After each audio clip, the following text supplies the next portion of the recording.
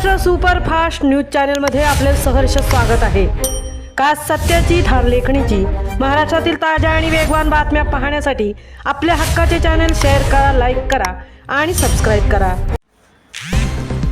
रायगड जिल्हा परिषदेत कोट्यावधींचा सोलर घोटाळा, अस्तित्वात नसलेल्या कंपनीला 1 कोटींचा पुरवठा आदेश, महिला व बालविकास विभागावर गंभीर प्रश्नचिन्ह। रायगड जिल्हा परिषदेच्या महिला व बालकल्याण विभागात अंगणवाड्यांसाठी करण्यात आलेल्या सोलर संच खरेदी प्रकरणात कोट्यावधी रुपयांच्या गैरव्यवहाराचा संशय निर्माण झाला असून अधिकृत कागदपत्रांमध्ये नमूद असलेल्या कंपनीचे प्रत्यक्ष अस्तित्व नसल्याचा धक्कादायक प्रकार समोर आला आहे। सामाजिक कार्यकर्ते तथा RTI अभ्यासक संजय गंगाराम सावंत यांनी केलेल्या प्रत्यक्ष पाहणीमुळे हा प्रकार उघडकीस आला असून त्यांनी या संदर्भात महाराष्ट्र शासनाच्या मुख्य सचिवांकडे तक्रार दाखल केली आहे। राज्यात महिला व बालविकास विभाग विविध खरेदी आणि कथित आर्थिक अनियमिततेच्या आरोपांमुळे आधीच चर्चेत असताना महिला व बालकल्याण मंत्री यांच्या जिल्ह्यातच हा प्रकार उघड झाल्याने प्रशासकीय यंत्रणेवर गंभीर प्रश्नचिन्ह उपस्थित झाले आहेत। माहितीचा अधिकार कायद्याअंतर्गत संजय सावंत यांनी सन 2023 ते 2026 या कालावधीतील खरेदीविषयक माहिती मागवली होती। महिला व बालकल्याण विभागाच्या जनमाहिती अधिकारी तथा उपमुख्य कार्यकारी अधिकारी निर्मला कुचिक यांनी उपलब्ध करून दिलेल्या कागदपत्रांमधून दिनांक 8 जानेवारी 2026 रोजीचा एक महत्त्वाचा पुरवठा आदेश समोर आला। उपलब्ध नोंदीनुसार 16 प्रकल्पातील तब्बल 70 अंगणवाड्यांमध्ये अपारंपरिक ऊर्जा स्रोत म्हणून सोलर संच बसवणे आणि अंतर्गत विद्युत वायरिंग करणे या कामासाठी ग्रीन एनर्जी सिस्टीम या कंपनीला काम देण्यात आले।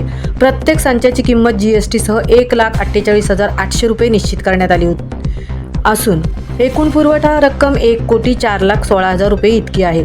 मात्र या प्रकरणातील सर्वात धक्कादायक बाब म्हणजे पुरवठा आदेशात नमूद केलेल्या shop number 1 ground floor Shivram Bhaskar society, Sheshnath Wadekar road, बाजारपेठ, अलिबाग या पत्त्यावर जाऊन पाहणी केली असता तिथे ग्रीन एनर्जी सिस्टीम नावाची कोणतीही कंपनी, कार्यालय किंवा व्यावसायिक आस्थापना अस्तित्वात नसल्याचे समोर आले।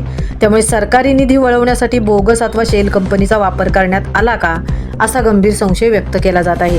विशेष म्हणजे या पुरवठा आदेशावर तत्कालीन मुख्य कार्यकारी अधिकारी नेहा भोसले आणि उपमुख्य कार्यकारी अधिकारी निर्मला कुचिक यांच्या स्वाक्षऱ्या आहेत। तसेच ज्या 70 अंगणवाड्यांसाठी सोलर संच बसवण्यात येणार असल्याचा दावा करण्यात आला आहे त्या अंगणवाड्यांची नावेही आदेशात नमूद नसल्याचे आढळून आले आहे।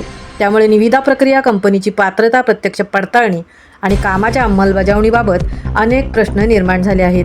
कंपनीचे अस्तित्व तपासल्याशिवाय 1 कोटीहून अधिक रकमेचा पुरवठा आदेश कसा देण्यात आला? संबंधित 70 अंगणवाड्यांमध्ये प्रत्यक्षात सोलर संच बसवण्यात आले आहेत की केवळ कागदोपत्री बिले काढून शासकीय निधीचा अपहार करण्यात आला आहे, असा थेट सवाल संजय सावंत यांनी उपस्थित केला आहे। महिला व बालविकास विभागाचा निधी हा गरजू बालके, महिला आणि मातांच्या कल्याणासाठी खर्च होणे अपेक्षित असताना त्याच निधीवर डल्ला मारल्याचा संशय व्यक्त होत असल्याने या प्रकरणाची उच्चस्तरीय चौकशी करण्याची मागणी जोर धरू लागली आहे। आता शासन या प्रकरणाची स्वतंत्र चौकशी करून दोषींवर फौजदारी कारवाई करणार की हा कथित कोट्यावधींचा सोलर घोटाळा फायलिंगच्या ढिगाऱ्यात दडपला जाणार, याकडे संपूर्ण रायगड जिल्ह्याचे लक्ष लागले आहे। महाराष्ट्र सुपरफास्टसाठी निलेश फुंडे सह तृप्ती होईल, अलिबाग।